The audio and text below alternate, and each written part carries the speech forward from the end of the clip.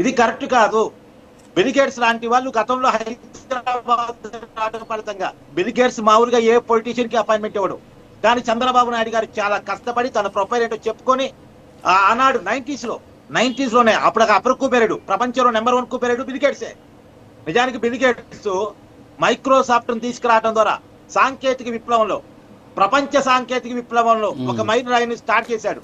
ఇప్పటికీ మనం MS office వాడుతూ ఉంటాంగా. ఎంఎస్ ఆఫీసేగా మన డాక్యుమెంటేషన్ కి ఆధారం. మైక్రోసాఫ్ట్ ఇన్ని సంవత్సరాలుగా, ఇన్ని దశాబ్దాలుగా తనకంటూ ఒక మార్కు వేసుకుంది. సాంకేతిక విప్లవంలో బిల్గేట్స్ ని రీచ్ అయినటువంటి వాళ్ళు లేరు.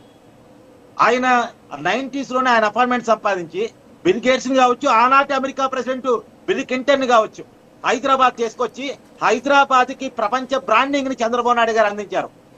ఆ రోజు మైక్రోసాఫ్ట్ సంస్థ హైదరాబాద్ లో పెట్టిన పెట్టుబడి ఇవాళ అనేక ప్రపంచ ఐటీ కంపెనీలని తీసుకురావడానికి ఉపయోగపడింది. ఇవాళ హైదరాబాద్ లో లక్షలాది మంది ఐటీ ఉద్యోగులు ఉన్నారు అంటే దానికి పునాది ఫస్ట్ మైక్రోసాఫ్ట్ పెట్టాడే. మైక్రోసాఫ్ట్ పెట్టుబడే. ఇది ప్రచార ఆర్భాటం కోసం ఇప్పుడు రామారావు గారు మాట్లాడారు. యాక్చువల్గా రామారావు గారు ఉన్నట్టు మాట్లాడతారు, వాళ్ళు వాస్తవాలు మాట్లాడతారు. పార్టీ అయినా సరే, పార్టీ స్టాండ్ అయినా కూడా ఆయన వాస్తవం మాట్లాడతారు. ఆయన కూడా అదే అంటున్నారు, ఓకే మంచి జరిగితే మేము ఖచ్చితంగా అంగీకరిస్తాం, అయితే ఈ ప్రచార ఆర్భాటం ఏంటి, ప్రచార పిచ్చేంటి అనేది ఆయన అడుగుతున్నటువంటి ప్రశ్న. అంటే బిల్గేట్స్ లాంటి వాళ్ళు మన కాడికి వచ్చినప్పుడు వచ్చారు అన్నదాన్ని ప్రపంచానికి ఎక్స్పోజ్ చేసుకోవాల్సిన అవసరం ఉంటుందండి. దానివల్ల అట్రాక్ట్ అయ్యేటువంటి ఇండస్ట్రీస్ ఉంటాయి, కొన్నిటికి ప్రచారం అవసరం కూడా.